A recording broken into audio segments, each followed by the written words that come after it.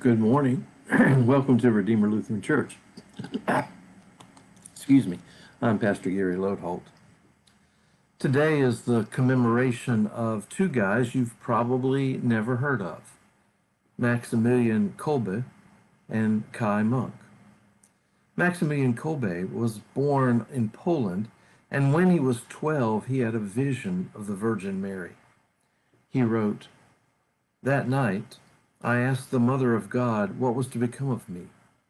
Then she came to me holding two crowns, one white, the other red.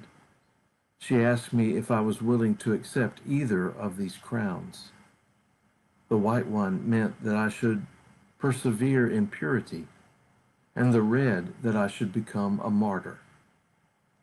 I said that I would accept them both."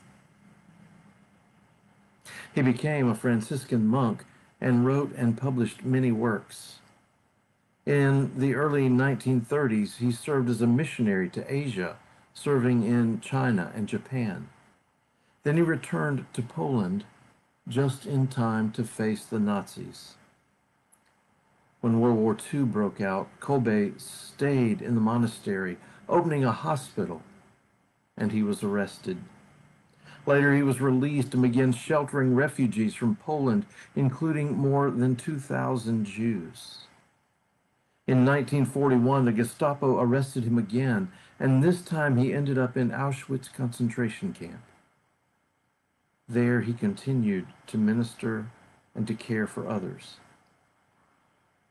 When a prisoner escaped, the commandant ordered that 10 men would be starved to death. And when one cried out in despair about his family, Kolbe volunteered to take his place.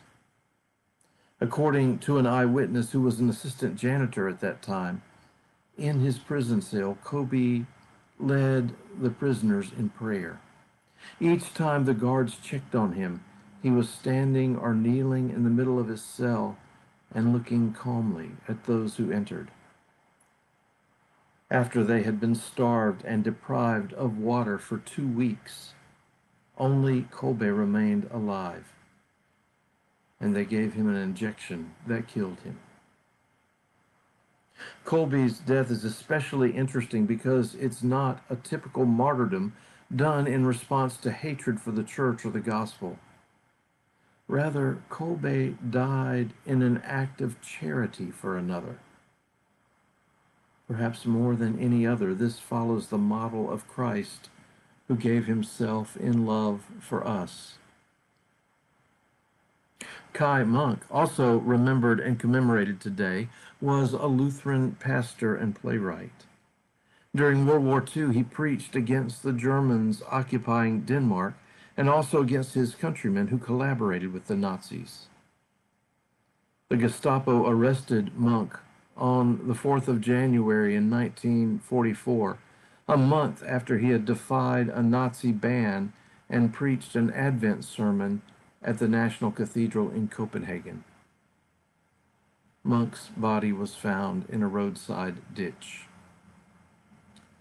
The stories of Kolbe and Munk remind me of that time in the book of Acts when Peter and the other apostles had been arrested and were on trial before the Sanhedrin, the Jewish council. "We told you not to speak in the name of this Jesus of Nazareth," they were told. And Peter responded, "We must obey God rather than human authority." That's what Kolbe and Munk did. And it can serve to remind us to have courage and to be dedicated first and completely to our faith, even if it costs us everything. Thanks for watching, and remember to let this day belong to God.